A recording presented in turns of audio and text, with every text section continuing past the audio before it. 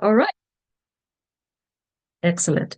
So we are terming the month dominate differently, and dominate differently is all about clarity because clear beats loud every time. What we're saying to ourselves is how we dominate the market. Remember, we've been talking about market and how to decode the market. We talked about the founder's position and how to stabilize that. Now we're talking about how do we dominate differently. Everybody says get loud, get visible, do a lot. But sometimes you do all that stuff and you don't quite get the visibility you're looking for. So we're looking at how to simplify our messaging, and that's positioning ourselves right. That's what we're looking at. And this is a beautiful month. We have five we have 5 Tuesdays. So at least we'll have 4 learning sessions and then we'll have the traction lab. For those of you who are with us the first time, the Traction Lab is our quarterly paid event. We come in and we get spend 3 hours together. We have speakers from other places who now help consolidate the topics we've been discussing. And then we go ahead and we do a plan. So we listen to some external speakers and then we work through a workbook with a complete plan for what we're doing. So today we're talking about crafting your USP, and this is the African MSME Collective, where we help founders, early stage founders or mid stage founders looking for shifts to start boldly and lead right so that you build from startup to sustainability. A lot of that is within us and how we are growing as the founders, and then we help you along the way. So this is our signature event, happens every Tuesday, 7 p.m. East Africa time, 6 p.m. South Africa time, 5 p.m. West Africa time. And why do we do this? We do this because a lot of us have the knowledge, but how to make it practical, local, and livable is where many of us get stuck. So today we are doing crafting your unique, your USP, your unique selling point. Why is that important? To dominate differently means you have to speak clearly and not necessarily loudly. So to dominate differently means you have to speak clearly and not necessarily loudly. So what is it you're speaking that is so clear and that is so unique to you that we know it is Shiro speaking, not Duncan or not Nelly or not Ibra. We know exactly who's speaking. Okay. So as we start off on a scale of 1 to 10, how was your day today? And what if your day was an animal today, what would it have been? Let's see that in the comment section. If you're on a scale of 1 to 10, how was your day? And if your day was an animal, what did it have been? I think that's an interesting place to start, and then we can go a deep dive into the learning. I'm waiting for responses on a scale of 1 to 10. How was your day? And if your day was an animal, what would it have been? I'm waiting for responses. I'm very patient, by the way, guys. On a scale of 1 to 10, how has your day been? And if your day was an animal, what would it be? I'm going to start calling people, so please use the chat section or you can unmute and let us know on a scale of 1 to 10, how was your day? And if your day was an animal, what would it have been?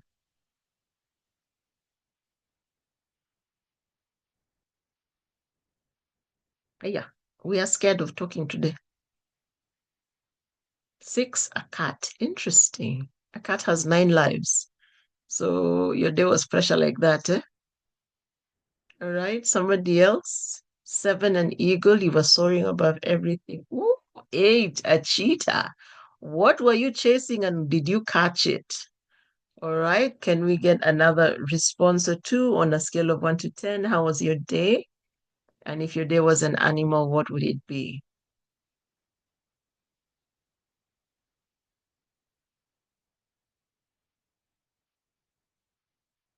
Mine was, let me say, a strong 7.5. And what would it have been? An ant. I've been so busy all day today. All right. Why do we ask these questions? One, to help us ground, but two, to call us to reflect. Reflection is absolutely important. So, why does USP matter in this conversation about your unique selling point? Why does it matter? Because markets are crowded. You're not the only player in your industry. You're not the only one who is moving the way you're moving. Everybody's posting, everybody's passionate, everybody has a high quality product, everybody offers a quality service. There is noise, noise, noise, noise, noise, and then some. So, what is the thing that separates you out from the rest? What is the thing that pushes you to the front of the line to keep being picked? And if your business can be replaced easily because maybe you're selling to everybody, you don't have a clearly defined market, which I hope you don't, because in this space we've been doing market for a month, then you're not positioned. You see, in this day and age, with all the opportunities and everybody has access to all the same spaces, clarity is no longer optional. It is now a strategic concern. You have to be clear again. If you have not been with us in the past 4 sessions on our YouTube channel, African MSME Collective, African with a K, you will find all the previous sessions there from when we started the year. They're all up. Why is it important? Because there is so much noise in the market that unless you are clearly differentiated, then you have a problem. So that's why USP is important. Let's start with what a USP is not. It is not a slogan. Your slogan is your slogan, eh? But your USP is not a slogan. Neither is it a mission statement like we offer quality and excellent service. Remember, we've just said that everybody's posting, everybody's passionate, everybody has a quality service or a quality product. So therefore, distinction is low. It is not everything you do. Your USP is not all the many things you do, your product line. No, no, no, no, no. It's not that. So your USP is a unique selling proposition or a unique selling point, okay? Which means it is a clear statement of what differentiates you from everyone else. Unique statement, keyword, right? It is a defensible reason people choose you. All right? There are many beverage companies, but we know who we buy the most. There are many people who sell carbonated sodas, but we know who sells the most. Because they have a defensible reason why we should choose them. And it is a choice to position yourself. Building a USP is a very clear decision. It's a strategic leadership decision, okay? So it is a focus. It is a focal point. It is the one thing you want to be known for. Remember, in this space, we keep saying, if you're selling to everybody, you are selling to no one. That is exactly what it is. It is the one thing you want to be known for. Think about your industry. All right, let's think about real estate. How many companies sell real estate? Innumerable. And they all say, we are the legit guys with the titles. They all say that. But why would you pick one over the other? Another example, how many people provide student housing? Why would you pick one over the other? And usually we pick one over the other because there's one core thing we're looking for, right? It could be cleanliness, it could be convenience, it could be efficiency, it could be proximity to the university if it's student housing. There's always one thing that makes people stand out over another. Think about your particular business. How many players are there in your market? In our market, there are many people. So standing out has to be a very distinct decision. Very distinct. You cannot duplicate why somebody else's why. You need to have your own because then you're able to deliver it effectively. So that's what your USP. It is a point of focus. Now, remember we talked about niches and we talked about how to double down, how to be known for the same thing. It is a similar pathway to your USP. You see, you talk about the different paradox. This means different is not the same as better. We say we are the best, but that's not positioning. We say we have the highest standards or the highest levels of quality. Position answers a different set of questions. It answers different from who. Who else is in your market, in your industry, in your sector, in your location that you are doing something different from, all right? Different in what way? So is it that it is your kindness that draws people in? Is it quality of your product? Could be the wide range of colors? Could it be that the individual you have selected is a size 0 to 8, so you are working with petite people? You have to be so deliberately definitive about what makes you different. That way, you know that you are different for who. So it's different from who, in what way, and for who. These three things ensure that you have looked around and you have positioned yourself right. All right? What that does for you is that it helps you refine and define who you serve. If you serve everybody, you are replaceable. I'll give an example. I buy maize from two vendors at the bus stop. It's in town at bus station. My favorite guy is at the bottom end of bus station, but he began being missing in action. And I remember one day he said, jana nililewa. Juzi nililewa, nilishindwa kuamka jana. So I'm like, if you know you're going to come to the market, you have to go to the market early to buy maize. What were you doing out partying with people at the cost of your business? Right? So what has happened? Because of his inconsistencies, we've moved to the guy on this other end. Because there's a guy on one end and a guy on another end. So we moved to this other guy. But even there, this other guy is not available. So those days we go hungry. Because I'm a roast maize girl. I'm not a boiled maize girl anymore. Right? So even in that location, he has a very specific set of customers. Why?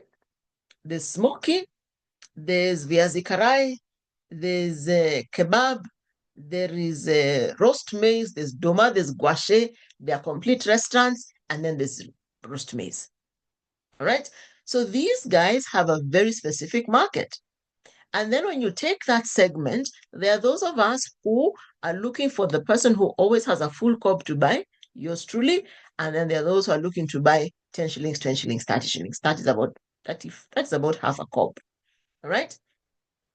When you now know who you're serving in that whole locality with these hundreds of thousands of people moving through, they are serving the people who enjoy roast maize, and they want to enjoy their trip home. So we're not at the 100,000. No, in the 100,000, we probably can reduce us down to maybe 250 of us.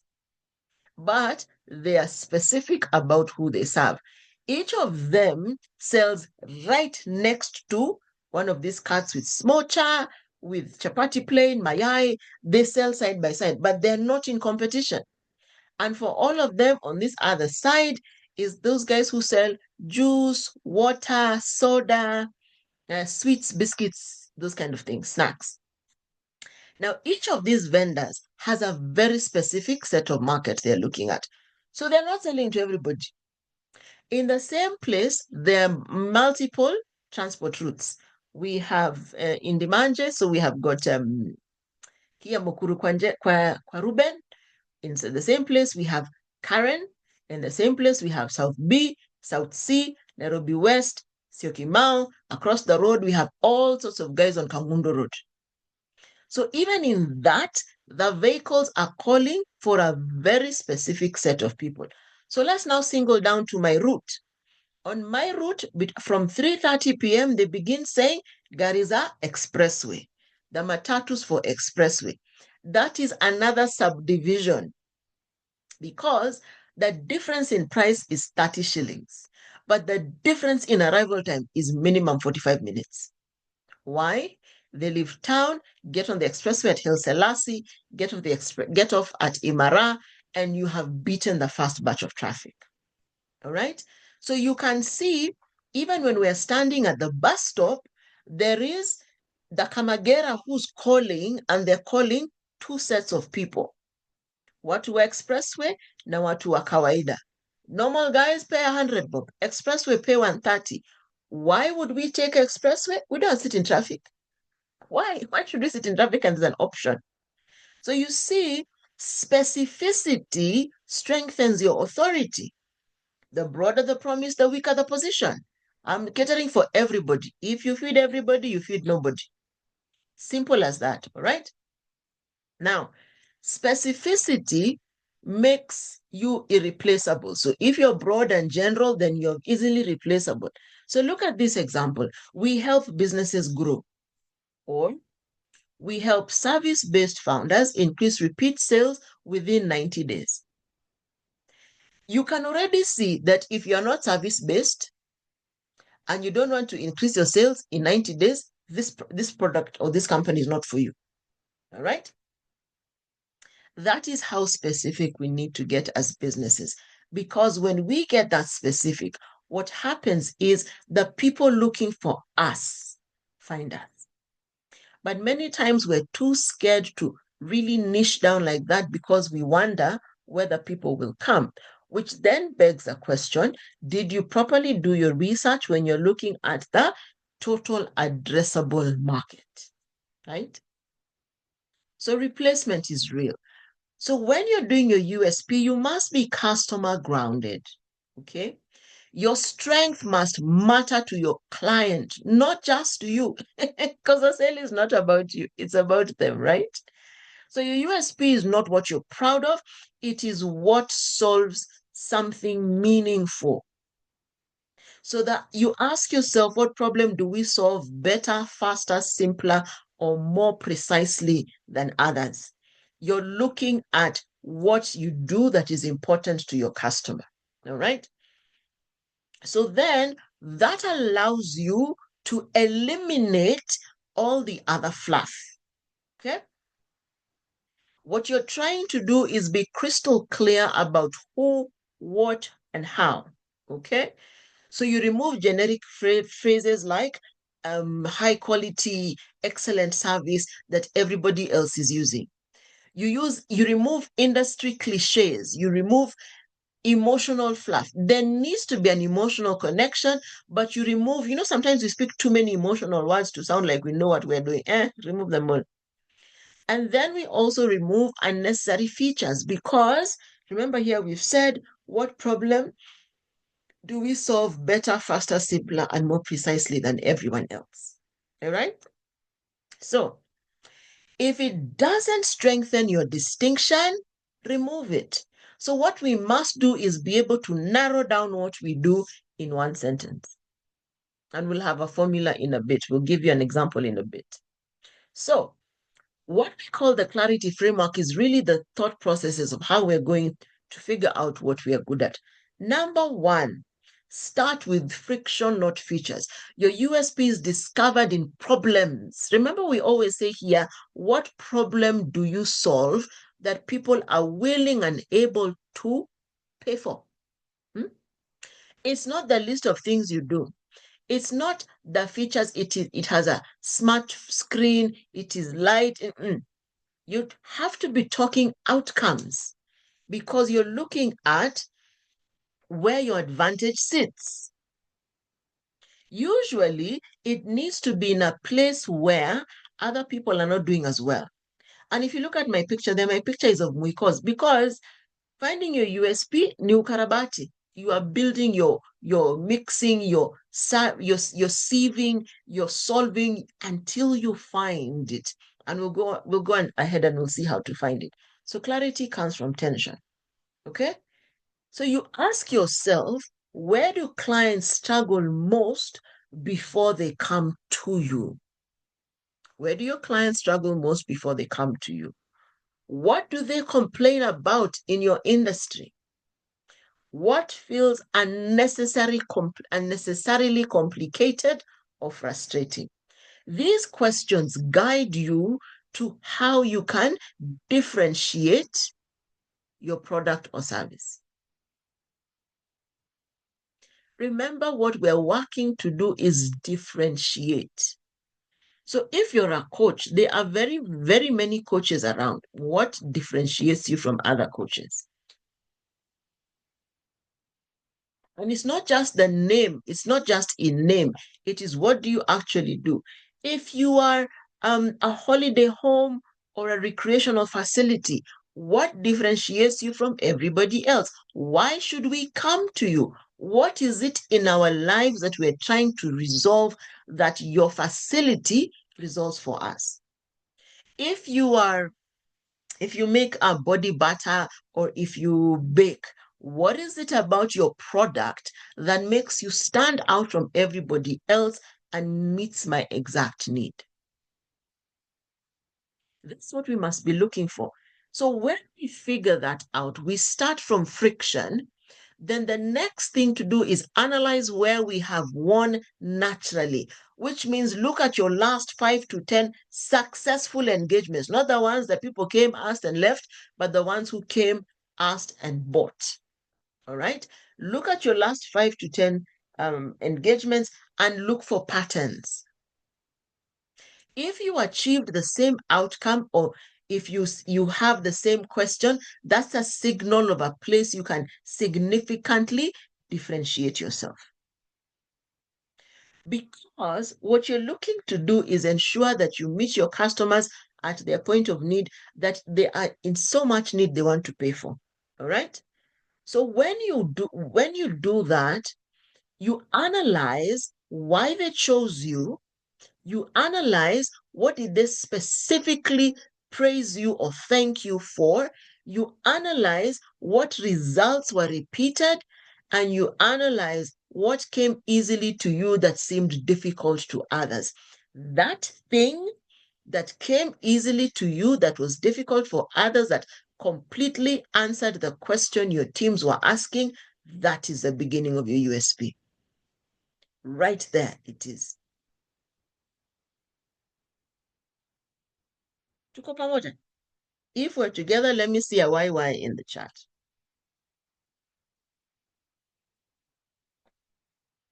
If we're together, let me see a YY in the chat.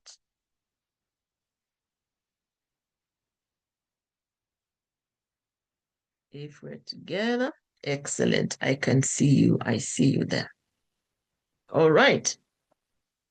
Now, when you have analyzed where you win naturally, identify what you do differently.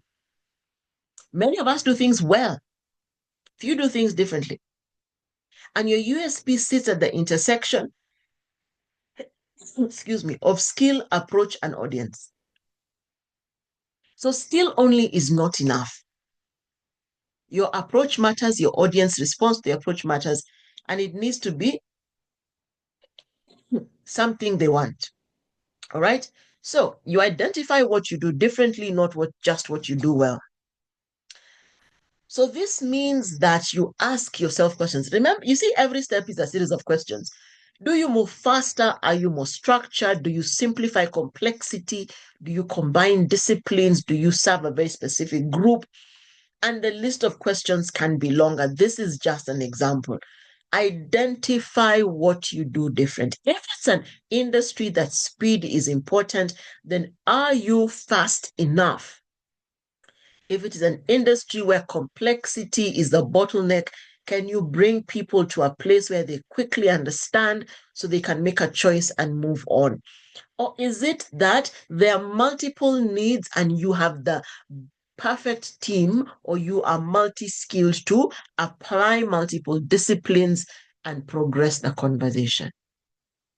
Because you are being selected. Remember, you're looking at your 5 to 10 clients, and that review is allowing you to find out what is it that is the most significant thing that draws a response from them.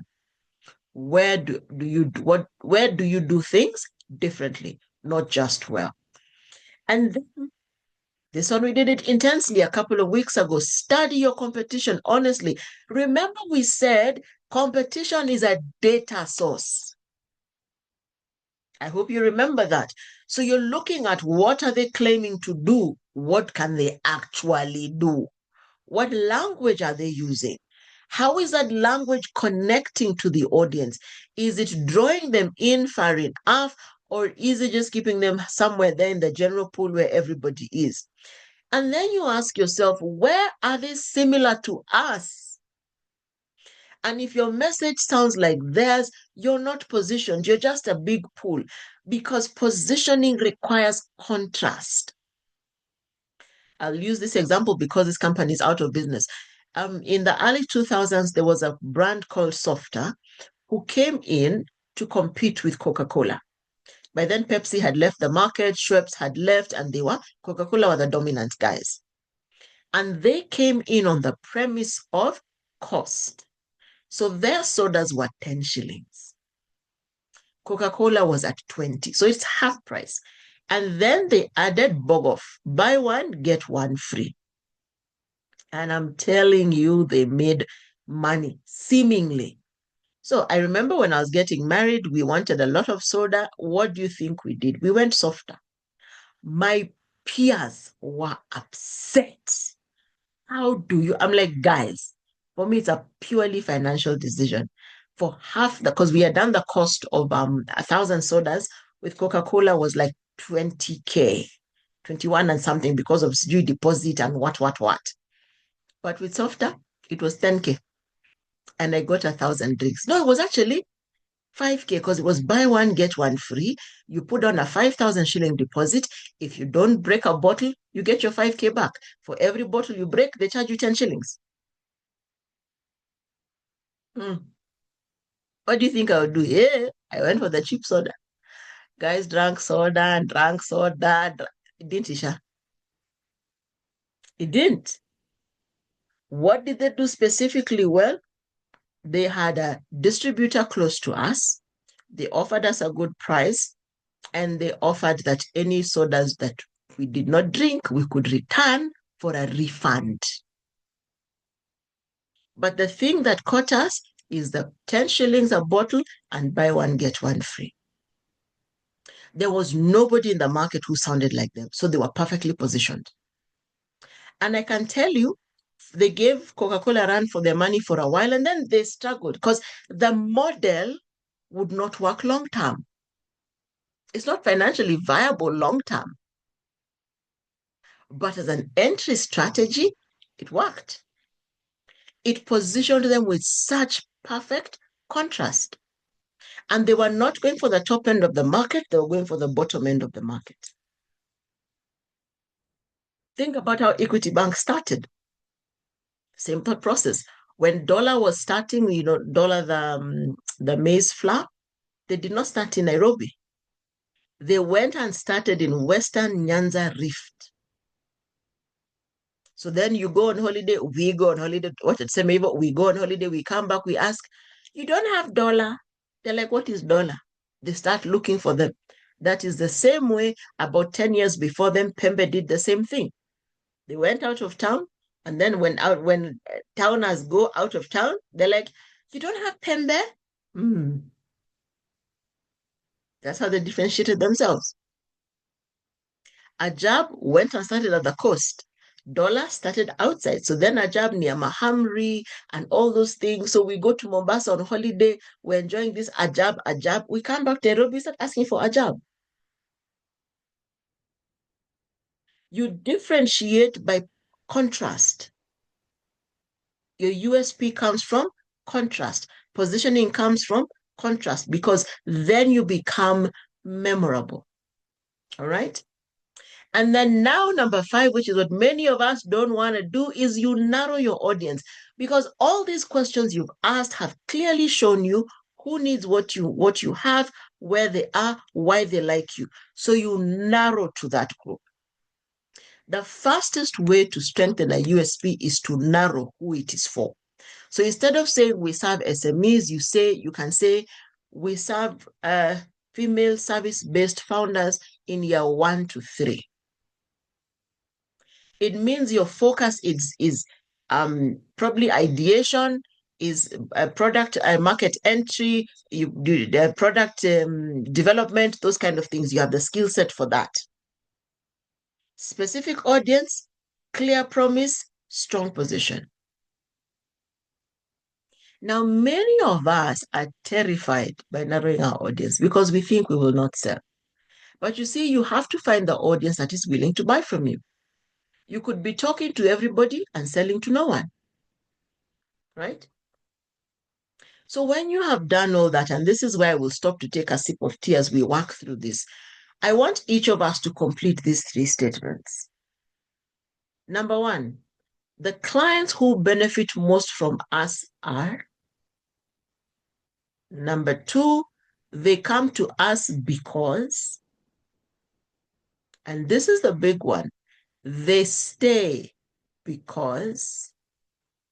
So I'll give you like a minute or two to just work on that.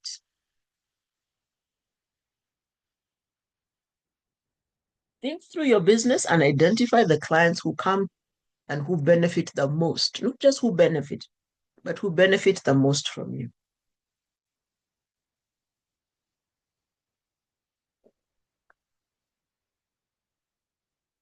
And they come to us because what is the thing that draws them to you? And why do they stay? I'll give you another minute. The clients who come, who benefit the most from us are, write them there. What if you're still in ideation stage and not yet operational? So think about who you anticipate to come to you. Because what you will do, because you're developing a minimum viable product, you will then be able to go and test your hypothesis. So think about what you're ideating, and then potentially who do you think would be your customers. And then what you will do after this is identify 5 or 10 of them in your phone book or in your community, and then present the product to them and see how they respond. So if you're in the ideation stage, that's okay. Figure out who you think would be the ones who would come to you the most, and why they would come to you, and why they would stay.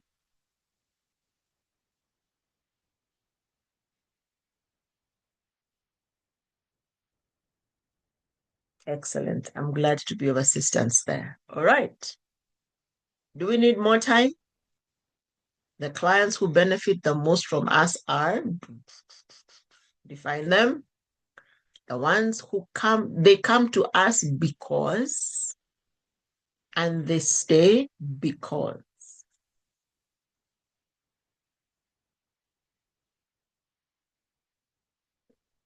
As you figure out that, let me tell a story. When I was one of my first businesses was a jewelry making business. And I found that people who came to me the most, or who benefited the most, were people doing budget weddings. At that point, I was a wedding planner, helping people have the most fabulous weddings they could on their budgets. So I was the queen of budget. I remember the most cost-effective wedding I've ever done. We spent 130,000 shillings. That was venue, food, clothing for the couple and their parents, decor, and cake. But what we did in those instances, we always asked our clients, what do you want your guests to feel? What experience do you want them to have? What do you want them to remember your event for? All right. And then from there, now we selected colors, we selected seating arrangements, we crafted the program. And I'll never forget the couple who had 130,000 shillings. When we first started talking, they had 350 as their budget. And you know how we do it here in Africa. We have people contributing to our weddings. And 3 weeks to the day, I think, I said to them, how much do the two of you have? And they said, we have 130,000. I said, okay, we will leave the external facing budget at 350, but us guys internally, which is the two of them, myself and another colleague of mine, we will work with 130,000 shillings. So how do we fit into the 130? And I began parallel negotiations with all suppliers on what's the minimum you could do. So caterer, we negotiated her down. Drinks, we got a way to get them. We got somebody to donate water. We didn't even have soda for everybody. So we began making those changes. What people had was an amazing day full of worship, fun, and community. And that's what the couple wanted. So what did people benefit most from us at that point? Clarity. We didn't play. What you got, we're going to work with what you got. Let's not say, oh, people must bring, what do you have? I remember before that of 130, the other wedding, the most expensive I had, the cheapest I had done, but before them was like 200 and I think 195, 230, somewhere in that range. And it was because people came to me to help them fix their small budgets. That's what I was known for. They came because they could still have beautiful weddings on small budgets. We had found suppliers who would work with what we had. We had found beautiful ways of simplifying life. A lot of DIY, by the way, we did a lot of DIY. And then they stayed because they felt appreciated and cared for. That's why they stayed. Sometimes I miss those days. Then I think about all the work I used to do. I'm like, we might go back, we might not. But no, I think we're all done with that. So then compress it into one clear statement. All right. One clear statement could be we help, then state your audience, achieve, state the result through distinct approach and advantage. So you see those three questions? You have defined them there because now if I go back to my example, I help couples planning weddings on a small budget have an intimate but beautifully crafted event using the funds they have and DIY techniques. All right. That is one way to do it. I'll go ahead and then we'll come back. You see, we help local retail brands, that's the person, increase foot traffic, very specific action, through targeted WhatsApp and location-based campaigns. Okay? So that's just to give you an example of what we want you to create. So we help the distinctive audience achieve the specific result through give a distinct approach and advantage. When you do this, you can see you are not serving everybody. You're not. You're actually committed to a very small set of people. All right? Once you have written this statement, then pressure test it. Is it specific? Is it measurable? Is it relevant? Is it hard to copy? If it sounds like 5 other businesses, back to the drawing board, refine it. If it sounds like 2 or 3 others, back to the drawing board, refine it. Because it's supposed to be your unique selling point or proposition. It's supposed to be unique to you. That's your speciality. What you're doing is putting your speciality into words. All right?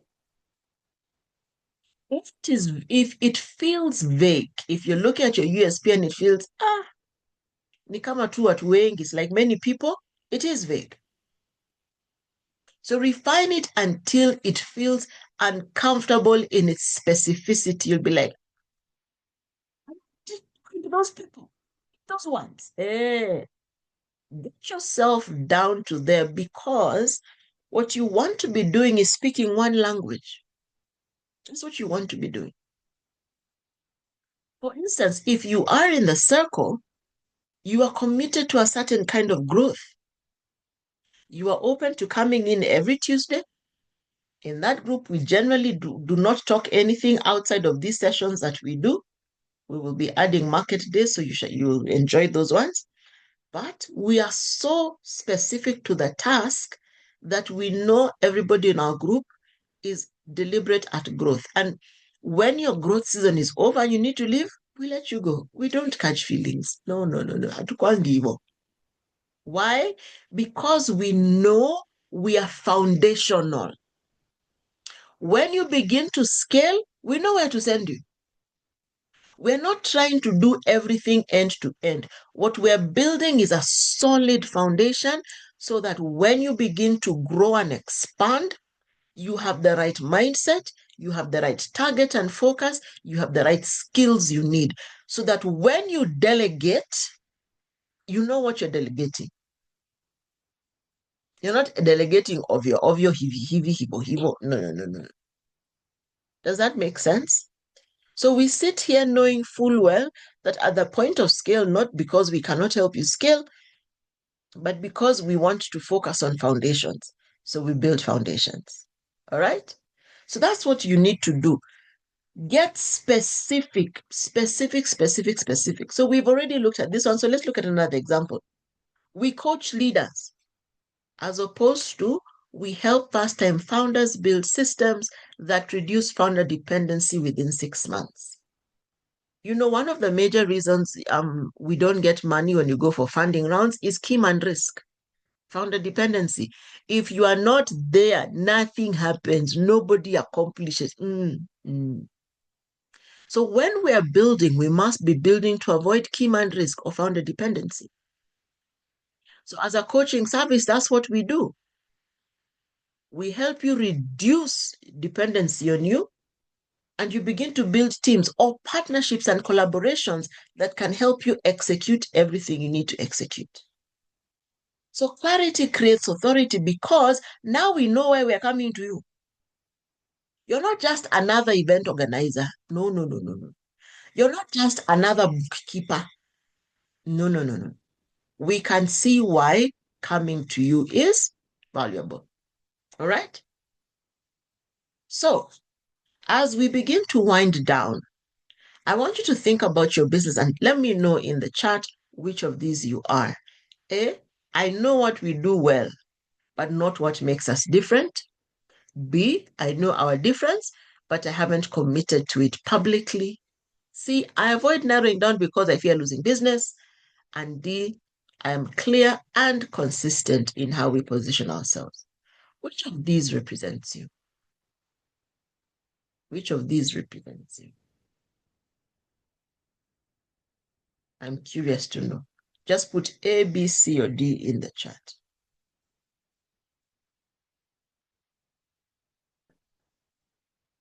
Yeah, I know what we do well, but not what makes us different. I know our difference, but I haven't committed to it. I avoid narrowing down because I'm scared of losing business. I am clear and consistent on how we position. So, unless you're talking about two different businesses, you cannot be B and D because B says I know my difference, but I'm not committed to it publicly, which means I don't talk about it, so it's not a positioning. D says I'm clear and consistent in how we position ourselves, which means you are out there talking about it. So which one are you, B or D? Or maybe you have two businesses, so one is a B, one is a D, and that is understandable. I'd like to see a few more comments in the chat. Where are you? Do you know what you do well and not what makes you different? Or you know your difference, B, but you haven't committed to it publicly. I avoid narrowing down. Na tuko wengi. That place of I avoid narrowing down because I fear losing business. Many of us sit in that place. Very many of us sit in that place.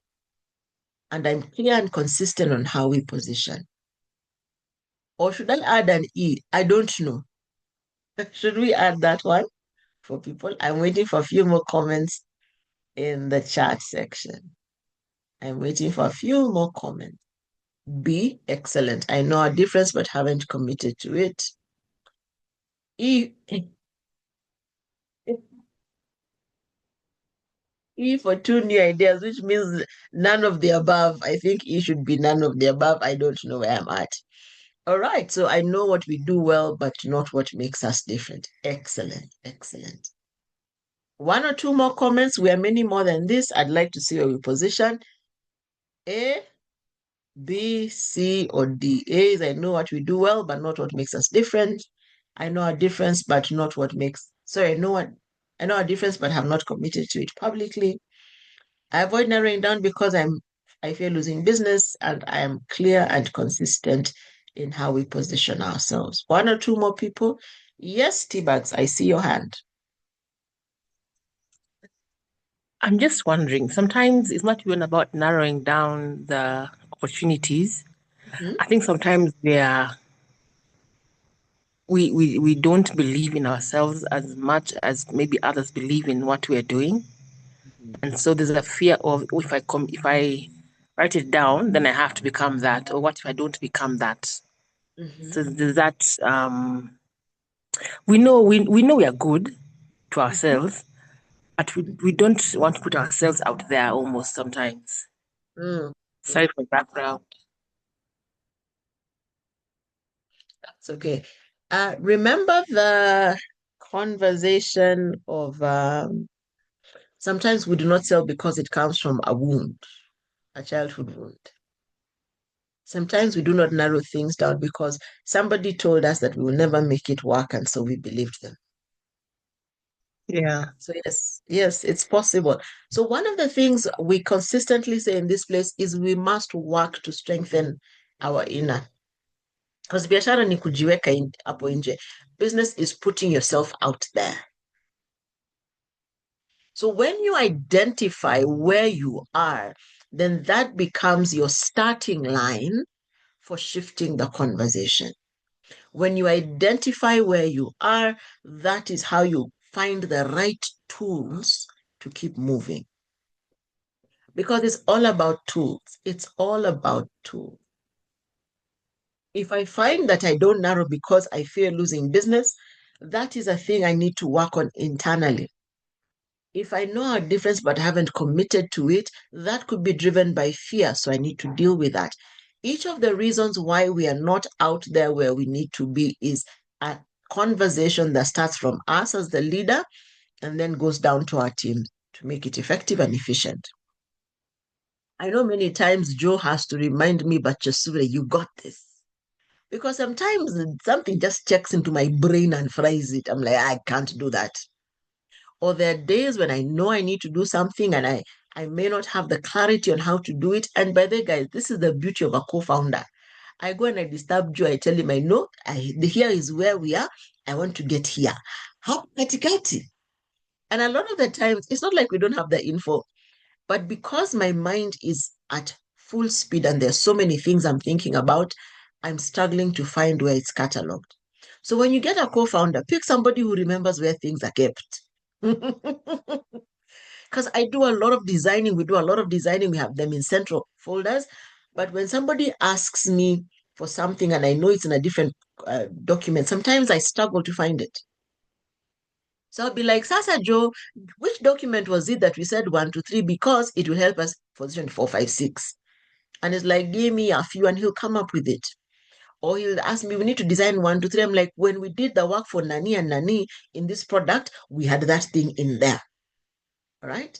So what does it do for us? It gets us closer to our decisions faster if we have people walking beside us. Again, when these reflections are happening, it's easy for us to give ourselves blasé answers. So if we're sitting with somebody we work with, we can now bring each other to let's be more honest, let's go deeper. Because a surface level assessment is not going to help us. We must go dig until where it hurts. If my products are not selling, what have people said? I go back to, remember we said we go back and observe 10 people, 5 to 10 people we've sold to. If you have not sold at all, but you have talked to people and they've not purchased, go and find out why didn't they buy. That will tell you a lot, a lot, a lot about your business and a lot about your USP. So the thing to do is decide what you want to be known for. Remove language that weakens the distinction, sharpen your one clear advantage, and test your USP in a real conversation. In fact, do it this week. But beyond that, you don't discover your USP by brainstorm. You discover it by observing patterns. Remember, we've talked about finding out why people come to you, what you see, you repeatedly sort out for them. You're looking for patterns. You're also looking for what you do excellently, absolutely excellently well that your competition doesn't do. That's a differentiator. So you're identifying contrast and then you're choosing of those things. This is what we must focus on. So when you focus like that, you build your brand messaging around it, you build all your copy and your content around it, you build your packaging. If you must shift your packaging, you build everything around that group you're working and you're working for, and you speak to them until they buy. So you learn When are their cycles? When do they want to buy more? When will a discount work? When will a bundle work? And then you are building for a very specific audience. That is why USP is important, because once you choose your USP, you defend it with your life. It is the thing when you get team members, you teach them. It's part of your induction. In this company, we do this because of this, for these people, for this outcome.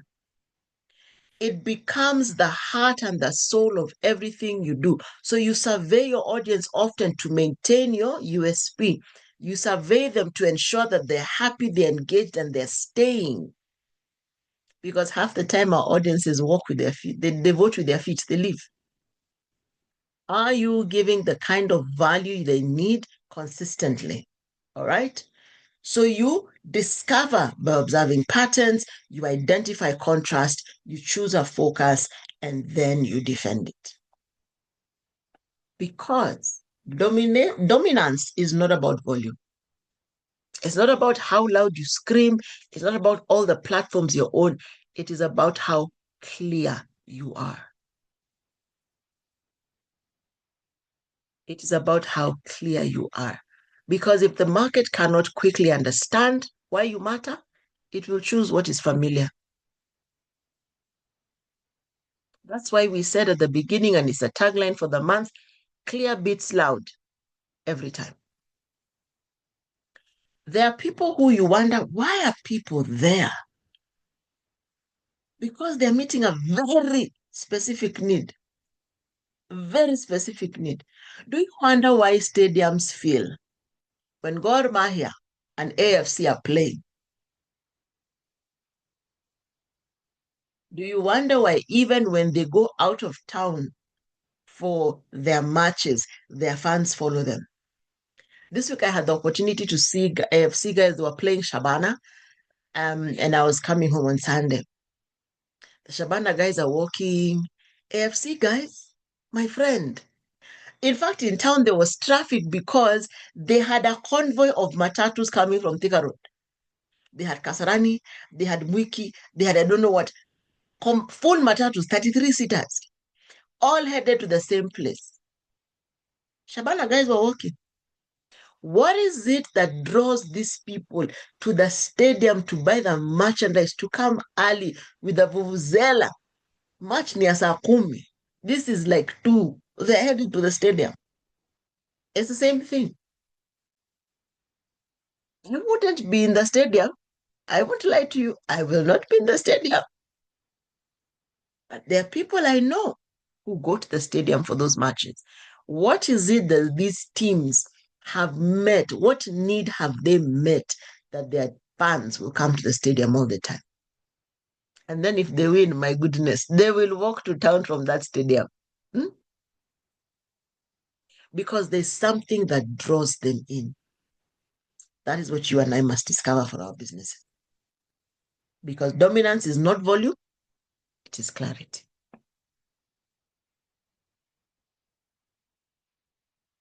Over to you, Mr. Mokoko.